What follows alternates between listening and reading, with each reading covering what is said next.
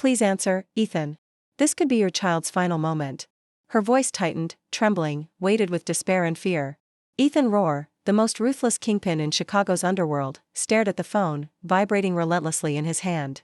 A name pulsed on the screen like a scar that had never healed inside him. Sophia, he hesitated, just a single moment of delay, a call left unanswered. One heartbeat later, his entire world would shatter. Betrayal, blood, and a secret capable of destroying an entire family he never knew he had. If you were him and the call you ignored was your child's last goodbye, what would you do? Welcome back to the Luxury Mafia. I'm Jessica and I hope your day has been gentle. Before we step into the story, where are you listening from? Share your city or your country in the comments below. I would truly love to know. Stay until the end because today's story is filled with twists, intensity, and emotions you absolutely do not want to miss. And if you love tales that touch the heart, don't forget to like and subscribe so you never miss another story. Now, let's begin. Nighttime Chicago looked as if it had been draped in a heavy velvet shroud darkened by low clouds and the metallic scent that lingers in the air before a storm. On the top floor of a glass tower tucked away in the West Loop, a muted glow spilled from a private office as if guarding a truth that refused to be uncovered. Ethan Rohr stood silently behind a desk carved from black walnut. A glass of rare Scottish whiskey in his hand, the ice half melted. His gray eyes cold as northern frost drifted across the encrypted report glowing on the screen.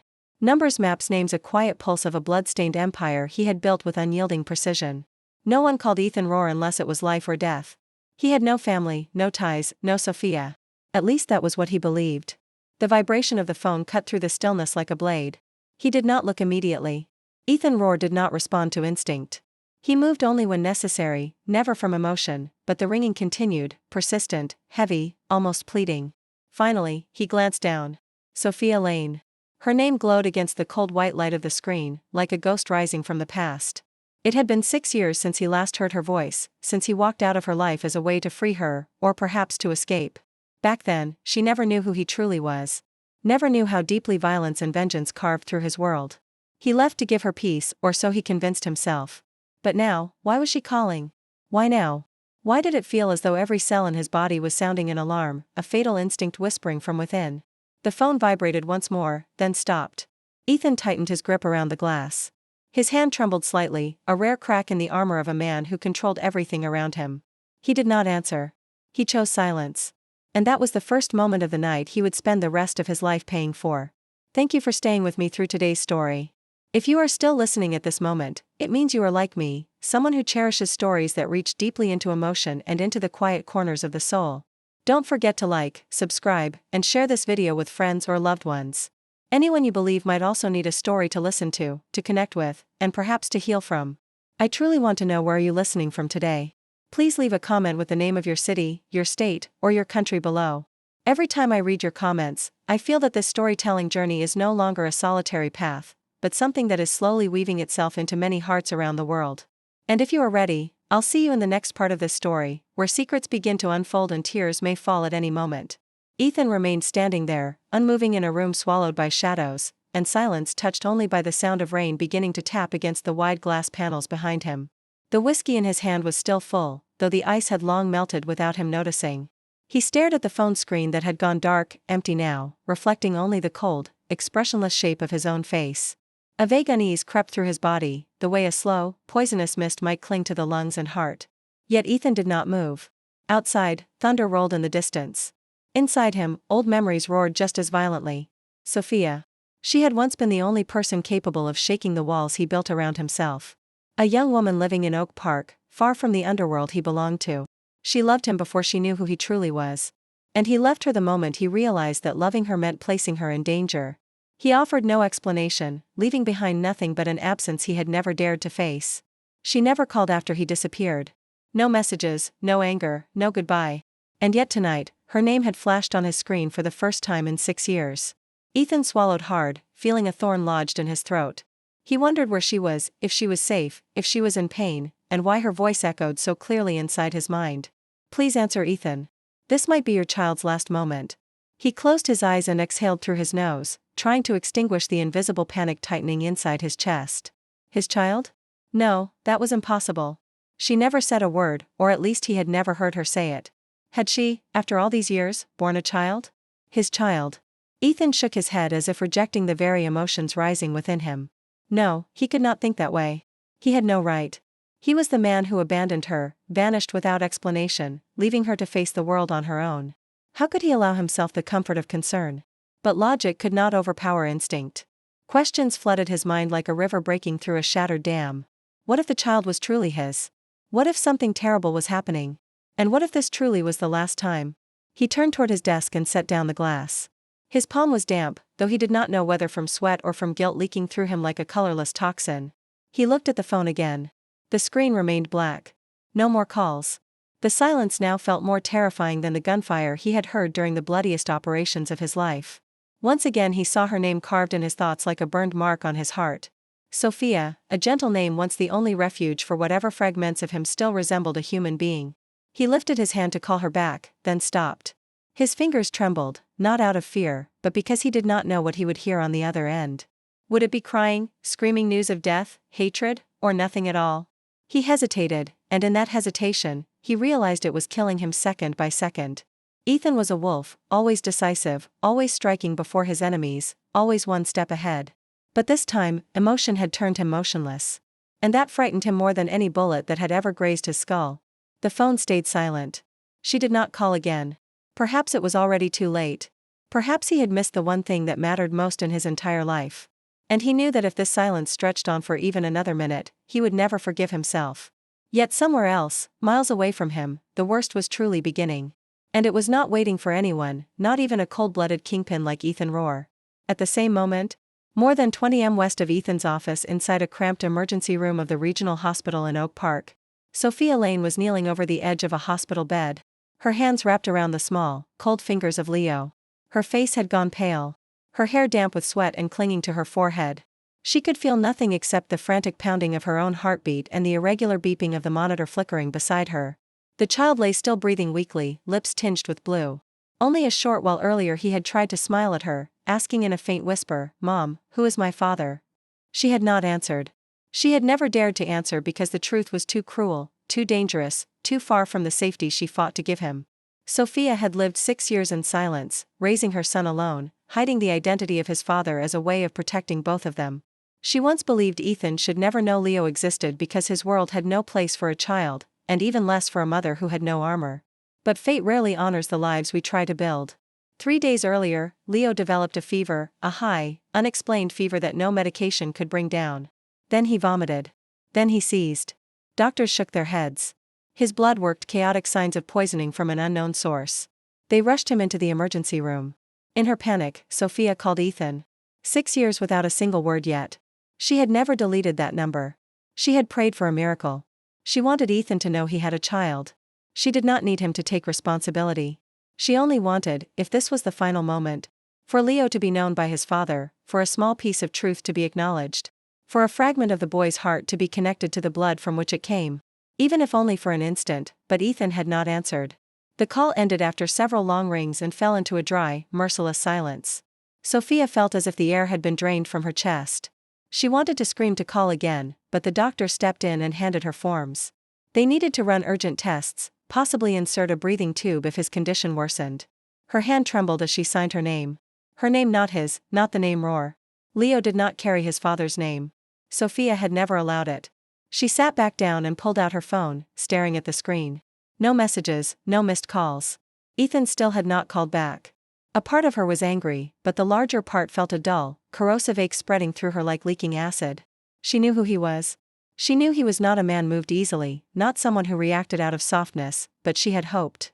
Just once he would hear her voice and understand that a child's life hung on the edge of his decision. Sophia set the phone aside and lowered her head to kiss her son's forehead. His skin was burning, his breathing growing fainter by the minute. Outside the door, doctors and nurses argued over the latest panel of test results. She caught fragments like toxin. Possible poisoning, unknown source. Sophia's heart constricted. Someone had done this. Why? And why now, when she had no choice but to break her silence, did Ethan refuse to listen? A machine let out a sudden warning tone, sharp and broken. Leo's pulse slipped by a single unit. Sophia shot to her feet and grabbed the doctor's arm, her eyes pleading, "Please save my child. Whatever it takes, I will do anything." The doctor looked at her exhausted, unable to offer reassurance. In Sophia's mind, one sentence echoed endlessly, pounding with every beat of her heart. "Please answer, Ethan. If there is still any humanity left in you, call back before it is too late. The rain outside was falling harder now, each drop striking the emergency room window like a sharp cold knock. Sophia stood pressed against the corner wall, her arms wrapped tightly around herself as if she were trying to hold on to the last bit of warmth. Behind a cloudy white plastic curtain, Leo lay motionless, surrounded by machines' four lines and the unforgiving glow of surgical lights. A group of doctors stepped out, their expressions tense, and none of them could meet her eyes. Sophia moved toward them, her legs numb, her hand brushing the sleeve of a young nurse as she spoke in a hoarse whisper. "Please, my son, how is he?" The nurse hesitated, her gaze drifting away as if searching for the least painful words. "He is very weak. His immune system is reacting abnormally to an unidentified substance. It could be a toxin, but we have not found the source. We need more time for additional testing." Sophia froze. "A toxin?" She repeated the word silently, trying to fit it into a puzzle already tangled beyond recognition. Leo had been poisoned. This was not an illness. It was an act intentional. She turned to look at him through the glass, his small chest rising and falling with effort, struggling for every breath. That tiny face had once lit up every time he smiled. Every time he asked, "Mom, can I have ice cream tomorrow?" Now it was pale and fading, as if life were slowly slipping out of him. A cold shiver crawled down her spine. No one knew who Leo's father was. She had kept that secret for 6 long years.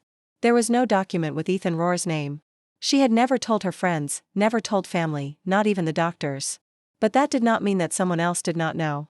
Deep down, Sophia had always felt that one day the past she fought so hard to bury would find its way back. But not like this.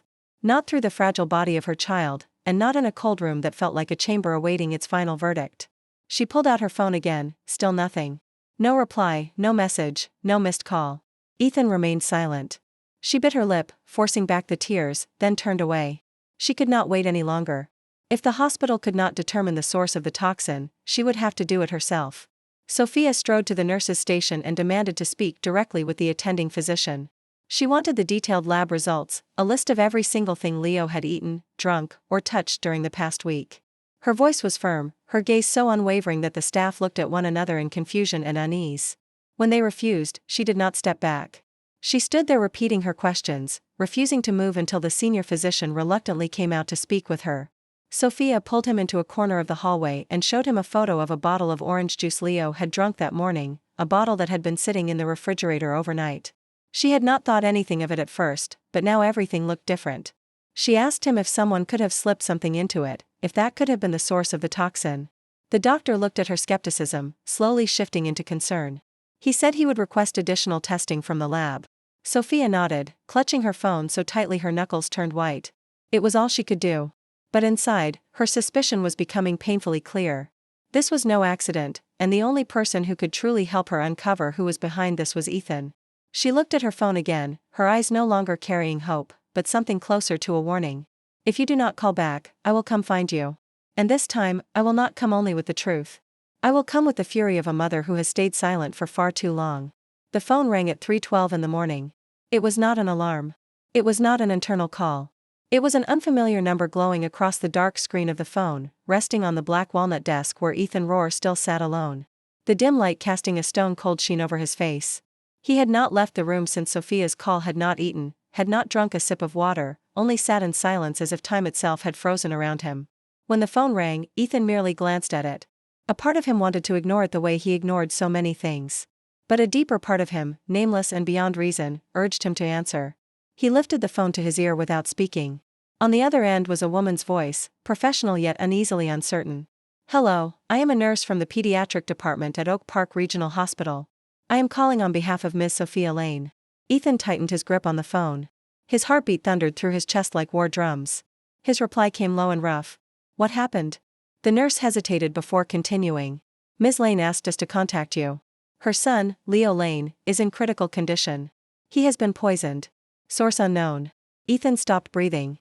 The entire world blurred around him. The child's name cut through him like a blade carving open an old wound. Leo, a short, gentle name that struck like a shock wave. Her son, Sophia's son, his son.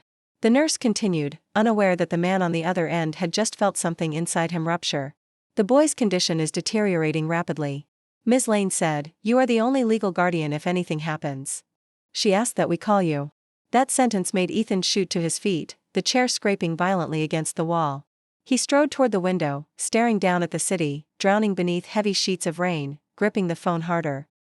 "I am coming. Tell her I am on my way." When he ended the call, Ethan stood still for several seconds, as if everything had collapsed, yet was somehow beginning at the same time. He had no time for shock, for anger, for regret. Not anymore. He grabbed his coat and walked out of the office, taking nothing with him except his phone and the silver ring that once belonged to his father, the last remnant of a family that had shattered long ago. Driving through the city, Ethan could not remember how many red lights he blew past, or how many streets he left behind. His black Bentley cut through the night like an arrow. In his mind, all he could see was Sophia. The days she sat in the park reading, the sound of her laughter the first time she watched snowfall that year.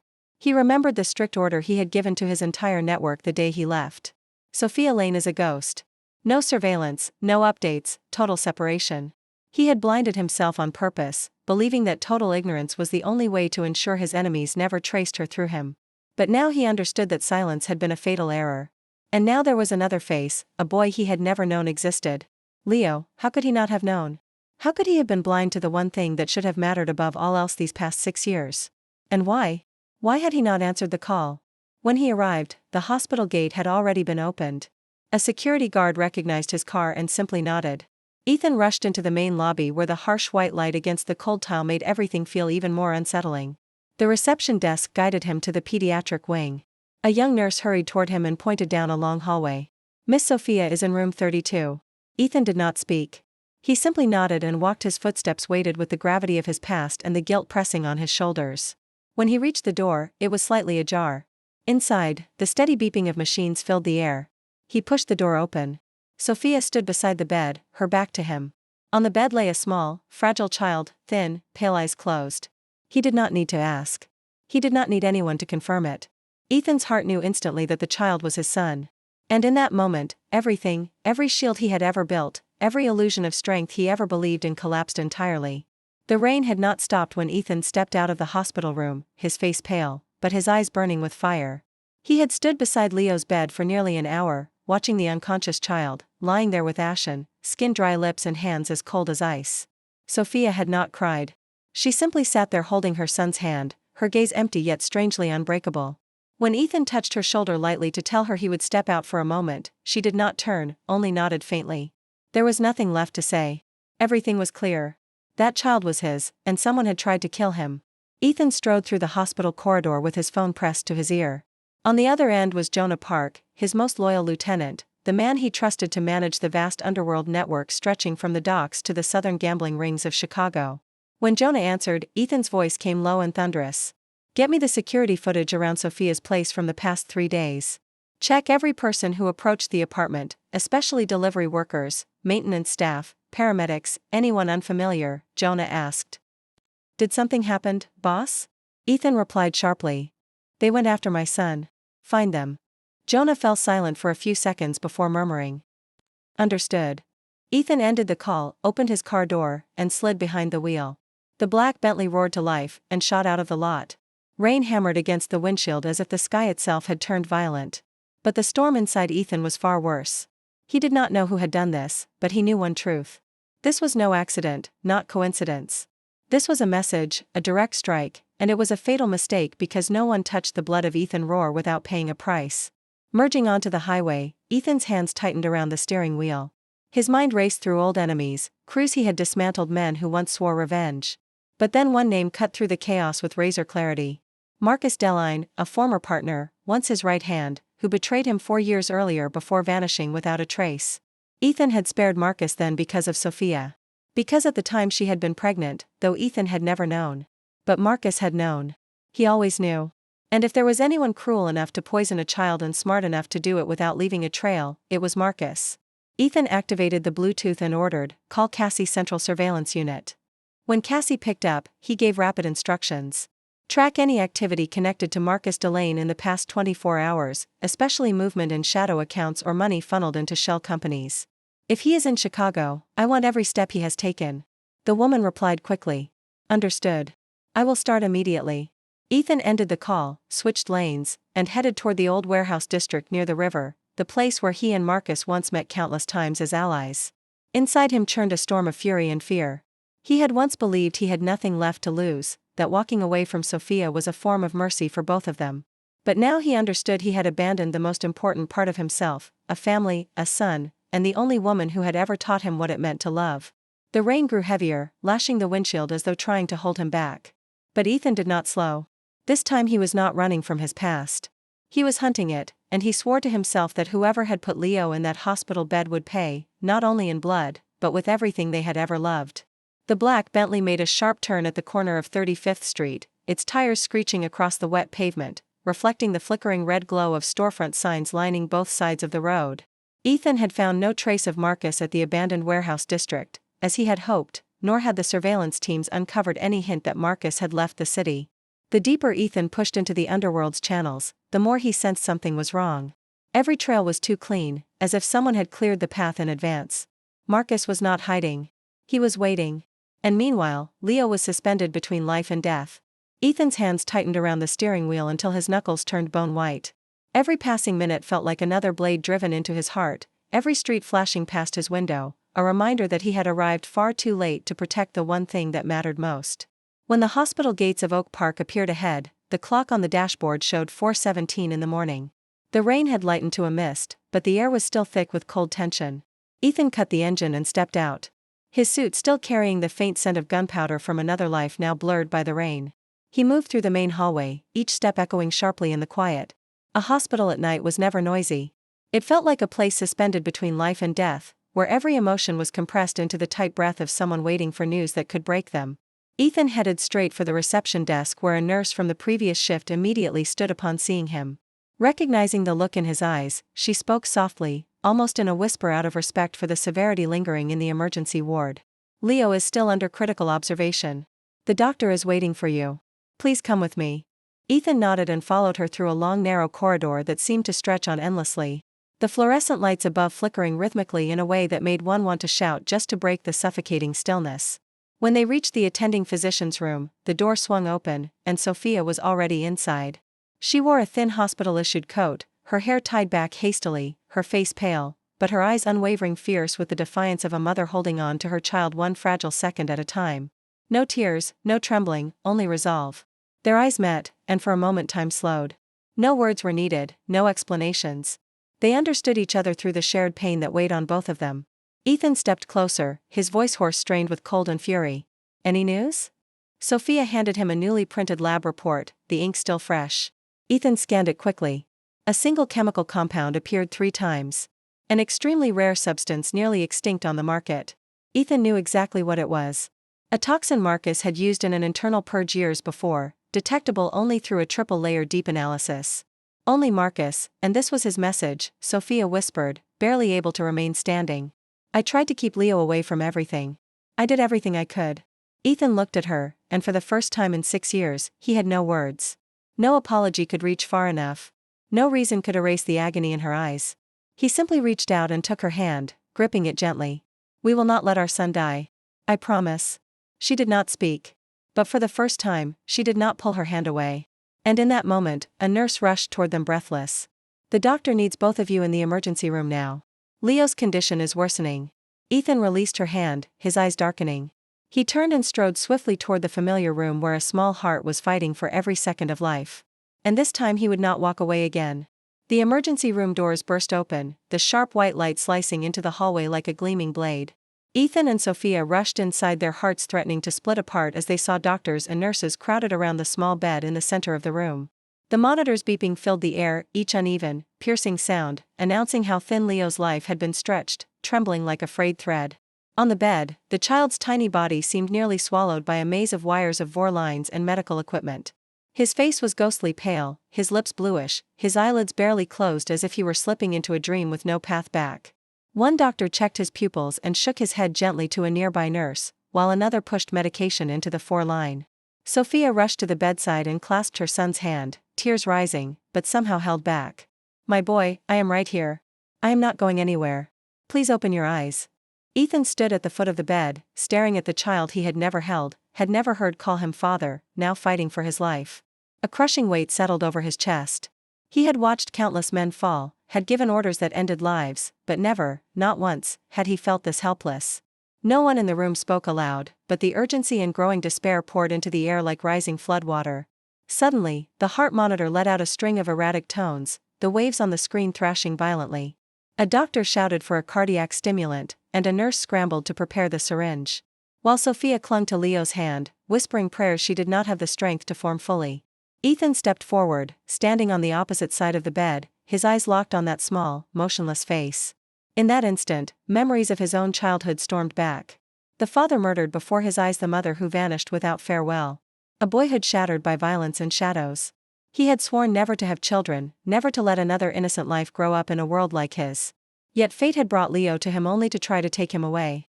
Ethan leaned down and whispered softly into his son's ear, his voice breaking despite every effort to stay composed. "Leo, it is your father. I am sorry I was not there sooner, but I am here now. Do you hear me? You are strong like your mother, so you cannot give up. You have to come back. Do you understand?" For a moment, he thought he felt Leo's fingers twitch, but no one could tell whether it was real or just a desperate illusion. The lead physician turned to Sophia, his tone heavy. "We are doing everything we can, but if he does not stabilize within the next 15 minutes, we will need to prepare for advanced resuscitation. The risk of neurological damage will be extremely high." Sophia nodded, too drained to protest, her hand gripping her son's as though loosening her hold would let his life slip away. Ethan straightened, something shifting in his expression, the anguish hardening into resolve. He pulled out his phone and dialed a secure number. When the call connected, his voice was cold metal. "Jonah, I need Leo's blood samples sent to a private lab immediately, not through the hospital. I do not trust them. Use the underground network if you have to. I want to know exactly what is killing my son." Jonah did not ask questions. He only said yes. Ethan ended the call and turned back to Leo. The boy's face remained still, but something inside Ethan flickered with the smallest spark of hope. He had never believed in fate. He had never believed in miracles. But this time, he prayed that a miracle was real, and he would fight for it with everything left inside a man who had long been told he did not possess a heart. Ethan stood motionless beside the hospital bed, his eyes fixed on the small face sinking into a painful, heavy sleep. Every fragile breath Leo struggled to take tightened Ethan's chest as though an unseen hand were crushing his ribs. No one in that room knew that the cold, unshakable man who once haunted the darkest corners of Chicago's underworld was now battling a shock greater than any bloodshed he had ever survived. He could not stop looking at his son. Every tiny detail of that face, the long lashes, the delicate bridge of his nose, the wide, innocent forehead, twisted something deep in Ethan's heart. Not because of their resemblance, but because of the fierce, unfamiliar ache rising inside him, an emotion he had never allowed himself to feel before. Love, a love without a name, without preparation, without reason, a truth as undeniable as the blood flowing in their veins. Sophia sat on the opposite side of the bed, exhausted, yet unable to look away from her child. She was silent, too, but the air between them was no longer filled with distance. Instead, it carried a quiet companionship between two people, once separated by fear, now bound together by the little life lying between life and death. Ethan leaned forward and gently placed his hand on Leo's forehead, his fingers trembling as if even the softest touch might shatter the fragile boy beneath them. A sudden wave of memories surged through his mind. Images he had never lived, a child in a stroller. Sophia smiling as she fed him his first spoonful of porridge. Moments he was never there to see, never allowed to be part of. The sense of something sacred stolen from him made his throat tighten painfully. Sophia's voice came softly from hours without rest. "I did not know what else to do, Ethan. When you left, I wanted to call. I wanted to find you, but I did not know if bringing this child into your world was the right thing. I was afraid." Ethan did not blame her. How could he? He was the one who cut off every connection. The one who disappeared without a word. The man who believed leaving her behind was the best way to protect her. But it had been the greatest mistake of his life. He sat down, his eyes never leaving Leo. His voice came low and dry. "I never thought I would have a child. I never imagined a day like this. A child who was a stranger and yet made of my own blood. A child who never called me father and who might never have the chance." Sophia held Leo's hand tighter, her voice barely a whisper. "He asked me who his father was. I did not know how to answer. I did not want to build a beautiful picture only for him to learn a different truth later. But I also did not want him to grow up feeling abandoned. I was not brave enough to tell him the truth, and I was not strong enough to face you." A surge rose inside Ethan's chest. Not anger, but sorrow. Regret, the helplessness of a father who could not rewind time. He clenched his fist, his voice sinking, but hardening like tempered steel. "From this moment on, I will not leave him again. No matter what it takes, no matter who I have to face. Leo is my son, and I swear I will protect him with everything I have." Even if it means returning to the life I tried to escape. Sophia did not answer. But when she looked at him, her eyes carried no blame for the first time in years. And in that same moment, the heart monitor emitted a sound that was different, clearer, stronger. Both Ethan and Sophia turned toward it. On the screen, Leo's heartbeat had risen by a single unit. Not much, but it was the first sign, and it was enough to make a father who had never known he had a child let silent tears fall for the very first time. The steady rhythm of the heart monitor echoed through the stillness of the intensive care unit, each faint beat like a fragile drum holding on to the last strand of life. Ethan sat beside the bed, his large hand wrapped around Leo's small ice-cold fingers. Sophia stood on the opposite side, her eyes never leaving her son's pale face. In that moment, they were no longer two people wounded by the past, no longer the broken remnants of a love long buried. They were a mother and a father, and between them lay everything. A long, piercing beep shattered the silence, tightening Sophia's chest like a fist. Ethan snapped his head up. On the monitor, the wavering heartbeat suddenly flattened into a single unbroken line. No more intermittent beeps, only one long haunting tone. The death line. Sophia screamed. No, no, please. Doctor. Her voice cracked as if her throat had been crushed, her legs giving out as she collapsed against the edge of the bed. Ethan shot to his feet, eyes wide, unable to believe what he was seeing. A nurse slammed her palm onto the emergency button. The door burst open moments later, a medical team rushing in with a crash cart, syringes and a defibrillator. Sophia was gently pulled aside while Ethan stood frozen, unable to move, his gaze locked on the still tiny body of his son. His mind went blank. His limbs turned numb. A part of him died the moment that straight line appeared. A doctor shouted, "Stand by. 1, 2, 3. The first jolt made Leo's small body lift off the bed, then fall limp again. No response. The second shock, still nothing. Ethan stumbled back a step as if struck by an invisible blow. He could not breathe. Sophia lay curled on the floor, her hands covering her face, her shoulders shaking violently. Ethan looked at everything through a haze, as though watching from behind frosted glass. He could no longer hear the doctors, clearly could no longer smell the sterile bite of antiseptic, could no longer feel the cold fluorescent lights overhead. He saw only his son lying there unmoving while electric shocks fought desperately to pull him back from the edge of nothingness. The third shock hit. A moment stretched as long as eternity passed. And then on the monitor, a flicker of movement. A single spike of rhythm. A beep returned. Soft, thin, but real. A doctor shouted, "We have a response. Continue monitoring." The heart rate began to rise again. Slow, frail, but alive. The room seemed to breathe again. Ethan stood unmoving, tears slipping down his face without his noticing. Sophia pushed herself up from the floor, her trembling hand reaching blindly for the bed's edge. They did not speak. They did not embrace. They did not collapse in sobs. They simply stood there watching the child who had just crossed a threshold from which many never return. Ethan did not know if Leo would wake. No one could say whether the boy would carry permanent scars, but he was still here. He still had a chance. He still had hope. And that alone pulled Ethan back from the abyss. He knew he had arrived too late. But he also knew that from this moment forward, he would never allow anything to harm this child again. Not an enemy, not the shadows, not a single mistake he had ever made, because the father within him had awakened, and he would never return to the man he once was. Dawn had begun to break when Ethan stepped out of the hospital room, his face hollow, his shoulders sagging as if an invisible weight had been pressing on him through the entire night. Leo was still alive, still breathing, though only barely. But in Sophia's vacant, exhausted eyes, and in the taut, brittle silence of the doctors, Ethan understood that survival was only a temporary victory. The real battle had not yet begun. Out in the hallway, Jonah was already waiting, his coat drenched with rain, his eyes shadowed with tension. Without greetings, without preamble, Jonah handed Ethan a small metal box. Inside was a glass vial containing a pale amber liquid.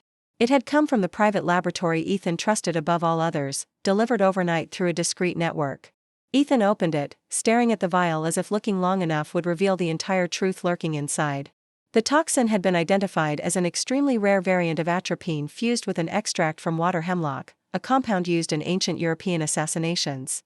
It carried no scent, no taste, dissolved seamlessly in liquids, and left nearly no trace unless examined through a triple-layer analysis. Ethan narrowed his eyes, his voice dropping into a grim murmur. Only one man is reckless enough and intelligent enough to recreate this. Marcus Delane. Jonah nodded. And there is something else. The lab detected traces of a rare enzyme found only in a type of reagent your old organization used for internal purge missions.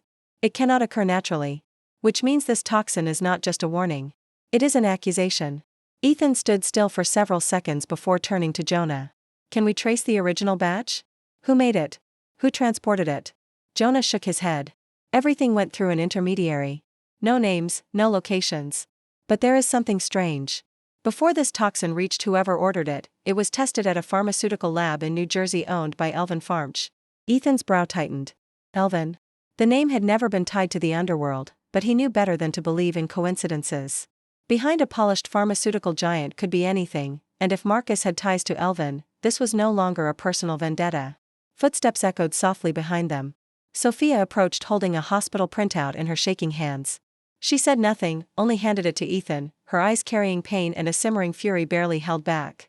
Ethan took the page, scanned it, and felt his heart plunge into a silent abyss. In Leo's blood, there were traces of an unfamiliar microorganism, something far more insidious than toxin alone. A biomedical test sample never publicly released, an incomplete synthetic virus. Leo had not only been targeted for assassination, he had been used as an experiment. Ethan crushed the paper in his hand. The crumpling sounding like metal grinding against metal. He looked at Sophia, his voice rasped and raw as corroded steel. They did not just want to kill him. They wanted to see how long he could endure. Sophia closed her eyes, tears spilling without a sob. Ethan turned to Jonah, his tone frozen and deadly. Call the entire old unit.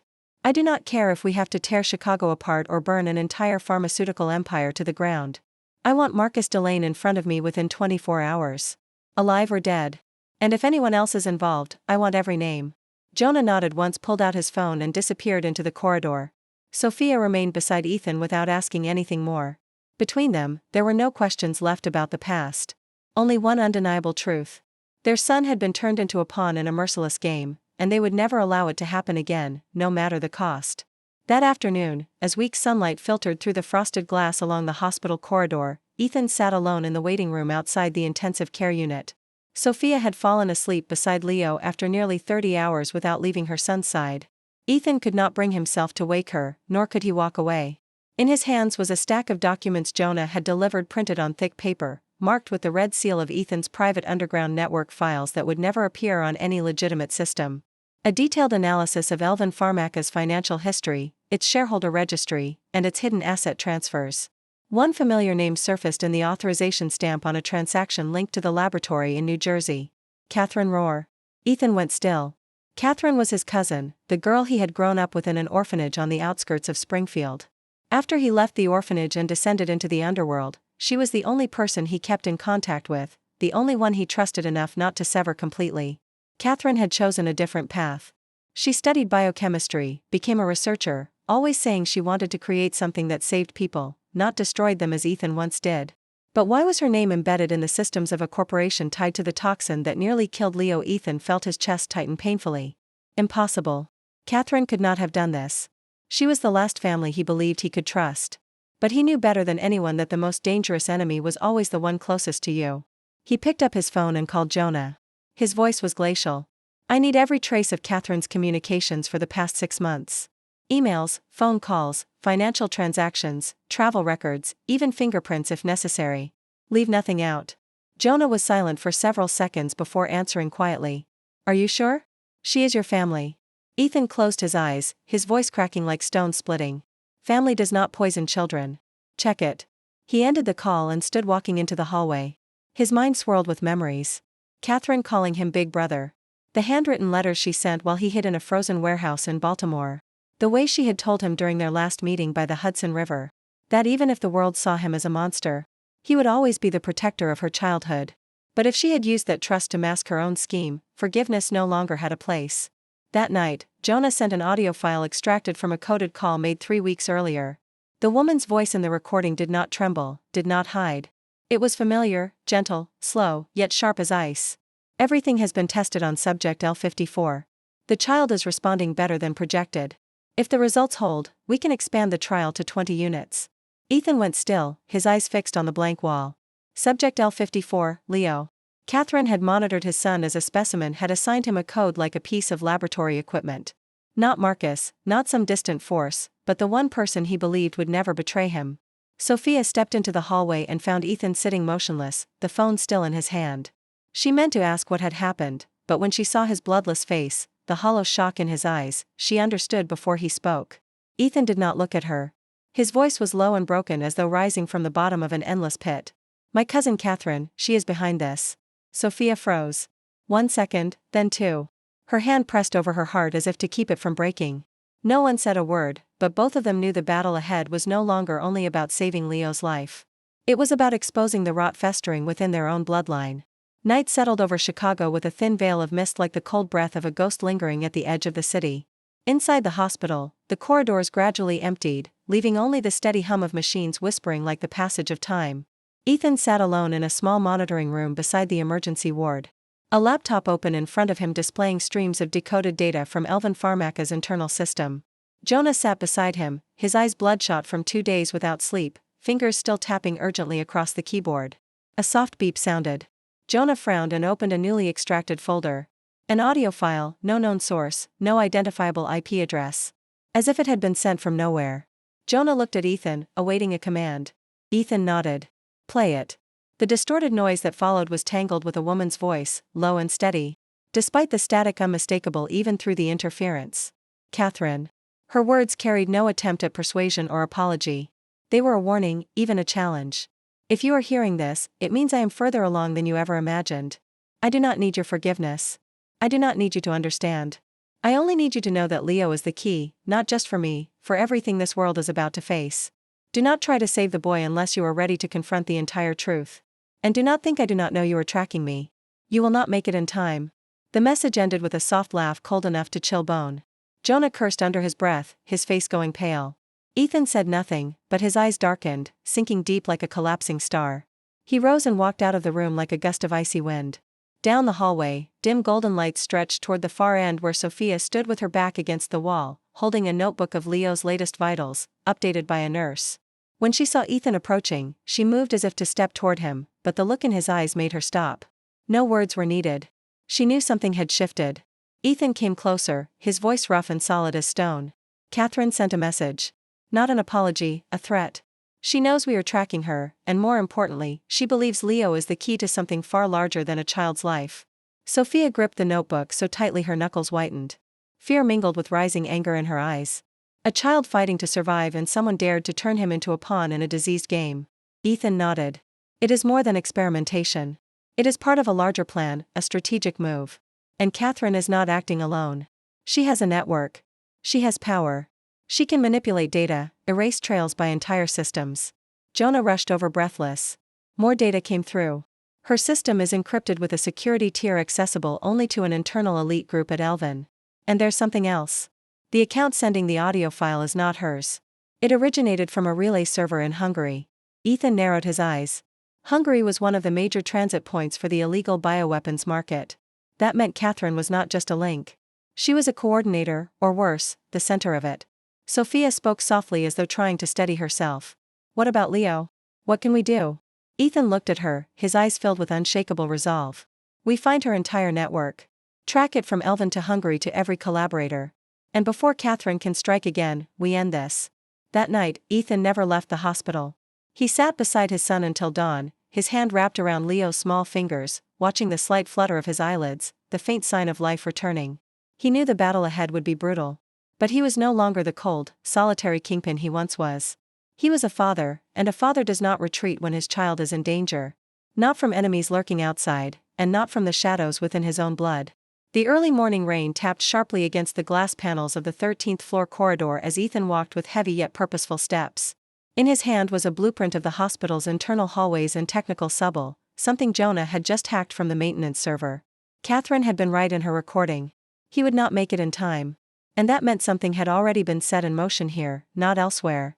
The hospital was no longer safe. Ethan had said nothing to Sophia. He simply told her to stay by Leo's side and not leave the room under any circumstance. She had not asked for an explanation. In his eyes, she finally saw what she had never understood 6 years earlier. When Ethan chose to protect someone, nothing in the world could stop him, not even himself. Jonah waited at the stairwell 1 floor below. They avoided the elevators. If Catherine truly had someone inside the central control system could be hijacked at any moment, Jonah muttered as he pointed to the tablet showing irregular heat signatures in the southeastern technical wing. That area was supposed to be shut down for repairs 2 days earlier, yet there was movement. Ethan nodded, pulling out the small handgun tucked beneath his coat, the weapon he had not touched since he walked away from his old world. Their footsteps echoed softly through the long cold corridor where flickering fluorescent lights pulsed like the heartbeat of something dying. At the door to the technical room, Jonah paused, crouched, and took out a small device. Magnetic lock. I can open it. 20 seconds later, the door clicked open. A wave of damp air mixed with chemical fumes drifted out heavy and suffocating like the stench of betrayal that had not yet dispersed. Ethan stepped inside, first gun raised. The hallway leading toward the maintenance sector stretched like a dark labyrinth. A few meters ahead, a single bulb flickered, cutting the space into trembling slices of light and shadow. Machinery hummed in the distance, the steady breath of some hidden beast waiting beneath the building. Suddenly, a figure appeared at the far end of the hall. Ethan motioned for Jonah to stay back, then pressed himself against the wall, moving with silent precision. The man did not wear a nurse's coat and carried no hospital badge. In his hand was something resembling a medical cooler, the type used for transporting biological samples or specialized drugs. Ethan approached, his breathing slowing like a predator, zeroing in on its prey.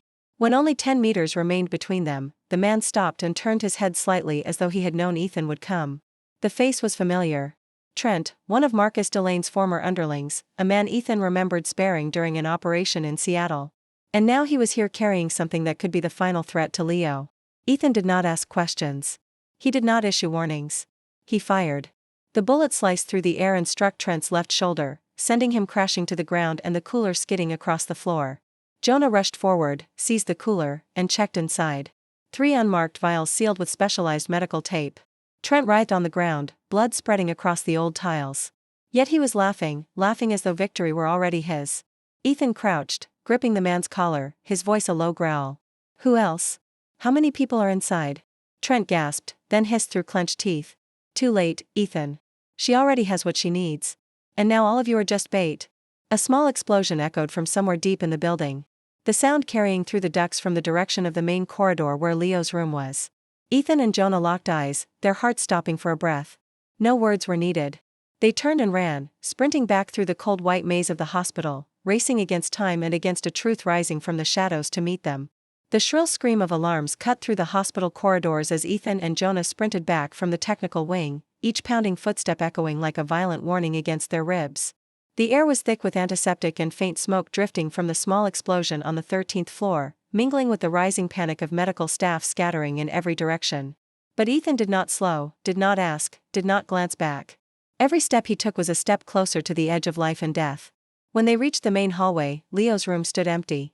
The door was wide open, a long scrape marking the floor and leading toward the emergency stairwell. Sophia was gone. Leo was gone. For a heartbeat, a low animalistic growl tore through Ethan's chest as though something ancient and feral clawed its way to the surface. Jonah pointed at the hallway camera feed that had just come back online after the earlier blackout. On the screen appeared Catherine, dressed in a fake nurse's coat, pushing a gurney with Leo's small body hidden beneath a thin blanket. Sophia walked beside them with her wrists bound, her mouth sealed with medical tape, her eyes blazing with anguish and defiance. The final destination on the footage was the rooftop access. Ethan did not hesitate. He snatched the gun from Jonah's hand and sprinted toward the service elevator. His mind was a storm. Catherine, his cousin, his blood, the girl who once called him Big Brother with bright admiration, was now pushing his child toward the edge of the world with her own hands. When Ethan burst through the rooftop door, cold air slammed into his face like a blow. Wind roared across the wide concrete stretch, sending dust and distant birds spiraling beneath a sky the color of tarnished steel. At the center stood Catherine, the gurney behind her and 3 armed men forming a protective circle. Sophia was bound tightly, her mouth sealed, her eyes full of fury and despair. Ethan raised his gun above them. The heavy rhythmic thrum of an approaching helicopter cut through the wind, descending toward the helipad, her extraction team. But as Ethan stepped into the light with his weapon raised, the pilot hesitated, saw the trap, and banked the aircraft sharply away, abandoning her to the storm. Catherine watched her escape vanish into the clouds, then turned back to Ethan. She spoke, her voice low and steady. I always knew you were never going to let that child fall into anyone's hands. Ethan said nothing. He looked at Leo instead. The pale little face, the closed eyelids, the faint breath that seemed ready to dissolve into the wind. Catherine stepped forward, and her eyes no longer held the warmth he remembered, but the conviction of someone who believed entirely in her own righteousness. I did not kill him. I saved him. No one else saw what I saw in Leo's DNA. He is the first subject to survive the sequence of trials. If we continue, we could cure dozens of hereditary diseases. I am creating the future. Ethan tightened his grip on the gun, his voice a low rasp. You call this the future after binding a child and pumping poison into his veins? You call this ethics? Did you ever look into his eyes? He is human, not a product. Catherine stood silent for a long breath. When tugging her hair and revealing beneath her coat the small elven insignia pinned to her scrubs, the final confirmation of her betrayal. I had no choice. Marcus is dead. Someone had to continue the work, and I cannot let emotion disrupt the outcome. Ethan stepped closer. His gun remained trained on her, but his eyes carried not only rage, but something breaking inside him. Pain, devastation, a sorrow sharp enough to cut bone. His voice lowered. You always have a choice. You could still choose to stop. But now it is too late. At that moment, Jonah triggered a signal jammer from his phone, scrambling the earpieces of the armed guards. Ethan seized the opening. He fired, striking the man nearest Sophia, dropping him instantly as she stumbled forward. Ethan rolled left as another guard opened fire. In under 15 seconds, 2 of the 3 armed men were down. Catherine screamed, "Stop!" Ethan froze, though his gun was already leveled at her chest. His eyes glistened, but his hand did not shake. "Drop your weapon, Catherine, please." For a moment, she hesitated. A flicker of something familiar passed through her eyes, but then she stepped back and reached for a device strapped to her wrist. Ethan fired. One single shot. It struck her left shoulder, sending her crashing to the cold concrete. Jonah rushed forward and restrained her as Ethan ran to Leo's side. The boy was still breathing. Sophia collapsed around her child, shaking with relief, tears streaming unchecked. The battle on the rooftop was over, but its consequences were only beginning to unfurl. Ethan lifted his head to the gray horizon. The wind swept across the rooftop, carrying with it the bitter weight of everything he had been forced to do to protect the people he loved, and for a truth that could never be forgiven. Blood from Catherine's wound spread slowly across the cold gray concrete, seeping into the cracks like a painful reminder that every choice extracts its price. She groaned, her eyes filled with disbelief and fury at having been shot by Ethan, the man she once called her brother. Ethan did not look at her. He knelt beside Leo, placing his hand over the child's chest as if trying to catch the rhythm of a breath already slipping toward the edge of silence. Sophia trembled as she tore at the bindings on her wrists, her tears falling onto Leo's pale face. The wind swept across them, threading through their disheveled hair as though attempting to carry away the heavy fog of loss suspended between life and death. Jonah approached quickly, handing Ethan the signal transmitter before restraining Catherine and disabling the device on her wrist with a single coded sweep. He muttered, checking the readout. This isn't just a data wipe. It's a remote detonator for incendiary charges inside the building, likely planted in their archive room to burn the evidence if she got caught. He looked at Ethan. We stopped the signal just in time. Whatever she was hiding is still down there intact. Ethan said nothing. He lifted Leo into his arms, the child's body feather light, his breath so faint it almost dissolved against Ethan's chest. His steps were heavy as he carried his son off the rooftop and back toward the emergency unit, where a specialized team had already been summoned the moment Jonah triggered the internal alert. Sophia stayed close behind him, her hand wrapped around Leo's small fingers, refusing to let go. The 3 of them moved like soldiers retreating from a battlefield, bringing home the one most gravely wounded. Catherine, bound tightly, was dragged behind them like a betrayer, stripped of all illusions. Inside the emergency bay, the machines came alive the instant the doctors took Leo from Ethan's arms. They worked with swift, practiced precision, as if they had been preparing for this moment all their lives. Ethan stood outside the glass, his stare frozen, never leaving the fragile body inside. Jonah arrived from the hallway and handed him a folder. Inside were the decrypted files extracted from Catherine's device before she could wipe it. Ethan flipped through the pages, stopping at a strange symbol repeated across every document, a circle crossed by 3 diagonal lines. The emblem of a secret order he believed had dissolved decades earlier. Bravemind, an organization buried beneath layers of pharmaceutical companies, one that had conducted human trials in South America and Eastern Europe. Ethan exhaled through clenched teeth. Catherine was only the surface. She believed herself to be the center, but she was merely another tool. Jonah nodded, his voice low. It looks like she was given resources, but she was not the one in charge. Someone higher is pulling the strings. Ethan looked toward the surgical room where Leo was still fighting for every heartbeat. He tightened his grip on the folder, then turned to Jonah. I do not care who they are or where they come from. From this moment on, anyone tied to Bravemind will pay. Blood for blood. My son's life is not a commodity for anyone's experiments. Jonah hesitated for a moment before nodding quietly. Ethan's face no longer belonged to the cold underworld king he once was, nor to the man who had run from love and responsibility. He was a father, and he was a warrior, calling forth his final crusade to protect what remained. In a separate chamber, Catherine sat strapped to a metal chair, her wound bandaged, but her face drained of color. When Ethan entered, she looked up at him, her eyes no longer angry, but hollow with despair. "I never thought it would go this far." Ethan stood before her silent for several seconds before speaking slowly, each word sharp enough to carve itself into the mind of anyone listening. "You did not think, but you acted. And my son's blood almost spilled because of you." A few tears slid down Catherine's cheeks, but Ethan had already turned away, refusing to look back. It was time to end this. Blood had been shed, and now blood would answer for blood. The first sunlight, after many days of rain, stretched across the hospital windows, like a thin breath of warmth, slipping into air, still heavy with the lingering scent of antiseptic painkillers and blood. The storm had passed, yet its aftershocks clung to every breath, every weary glance of those who had endured it. Ethan sat quietly on the plastic chair beside the hospital bed where Leo slept soundly. The boy had survived the worst. After a 7-hour surgery, the doctors reported that his small heart had pushed beyond limits. They themselves had not dared to believe possible. Leo was still weak, but he no longer hovered at the brink of death with every fragile breath. Sophia rested her head near her son, her hand wrapped around his as though if she let go for even a moment, everything would disappear. Ethan watched them both, and in his eyes was a feeling unfamiliar to him. Neither relief nor pure happiness, but something like awakening after a long descent into darkness, a survival that had crawled out from wounds too deep to name. Out in the hallway, Jonah sat reading reports on a small tablet. Elvin's system had been completely disabled after their breach into the highest security server the night before. Catherine, now held in an isolated room, had signed a waiver declining legal representation. She said nothing. She only stared out the window like someone who had lost faith in everyone, including herself. Ethan felt no anger anymore, only emptiness. Betrayal's price was the loss of everything, and sometimes that hurt more than death itself. He had not gone to see Catherine again. He had chosen to spare her life, not because she deserved mercy, but because Leo deserved a father who would not spill more blood. Inside the room, the steady beeping of Leo's heart monitor was the gentlest lullaby Ethan had ever heard. He placed his hand on his son's forehead, sensing the warmth seep into his skin like a promise that he would never walk away again. Ethan had wandered lost in his own darkness for years. But now, every path pointed to one thing: family.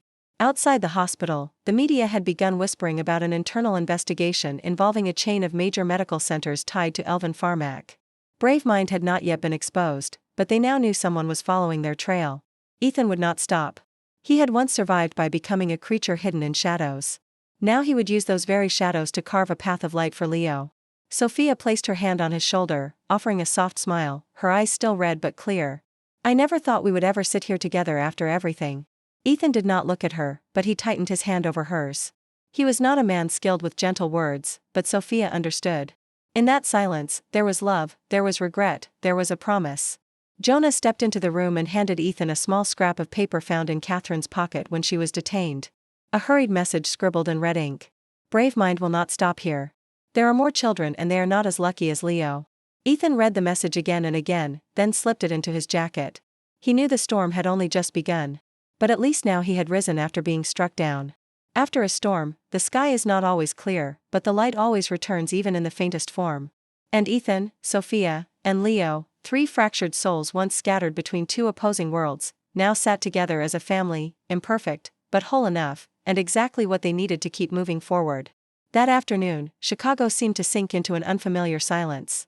Sunlight was smothered beneath a thick gray layer of clouds, leaving the ground washed in a muted yellowed haze, and the air cold enough to warn of another storm on its way. Though this time it brewed in the hearts of those who remained. Ethan stood alone on the hospital rooftop, the same place where only a few days earlier the confrontation with Catherine had turned violent. At his feet the old streaks of blood had long been washed away. Yet in his mind, every moment returned with painful clarity, as if it had just happened. He remembered the look in Catherine's eyes as she fell not only from the gunshot, but from the collapse of her own beliefs.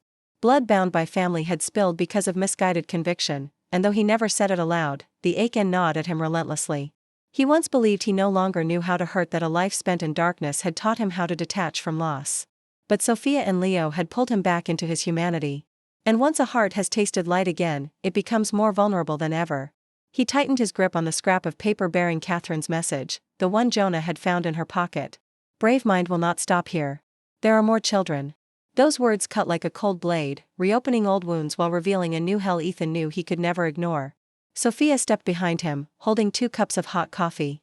She handed one to him, her fingers brushing his, as if anchoring him before he drifted too far into that silent abyss. She said nothing. They did not need words. Ethan looked out over the distant city. Beneath the glow of high-rise lights were laboratories, false offices, hidden basements where they carried out experiments on innocent lives. He had once been a part of a world that felt nothing. And now he understood he had to be the one to end it. Sophia's voice rose softly behind him, almost like a breath. You will go after them, won't you? Ethan nodded slowly. Not for revenge, for Leo and for the children he had never met. Sophia stood silent for a long moment, then placed her hand over his chest, feeling the heavy thud of his heartbeat. We will go with you. But Ethan knew the road ahead was not one he could allow her and Leo to walk. Not because he wished to be alone, but because it was the only way to keep them safe. He touched her cheek, his gaze carrying a quiet, earnest promise that needed no words. Sophia understood instantly. She turned and walked away without asking anything more. Because true love sometimes means knowing exactly when to let go so the one you love can live as who they truly are. When night settled over the city, Ethan returned to his old headquarters, a place that had once served as the nerve center for every hidden operation he had commanded. The room was cold dust-coated and silent. Yet inside it lay files, weapons, and names Ethan knew were tied to Bravemind. He unfolded a world map and marked each location Jonah had sent him. Hungary, Brazil, a small clinic in Lagos, and a mobile research station in the state of Utah. Each mark represented a route of suffering, places where cries never rose because they were buried beneath concrete and soundproof glass. Ethan burned Catherine's note in a metal ashtray, watching the small flame curl around the ink and turn it to dust. But the fire inside him did not fade. It flared with love stolen from him, with pain left unanswered, with the memory of Leo's fragile breath and the grief in Sophia's eyes. Blood had been spilled, but fire would consume every last one of those who believed life could be measured and manipulated like a laboratory commodity. And Ethan would be that fire, not for the past, but for the future. It was late at night when Sophia returned to the hospital room after a brief call with the head physician.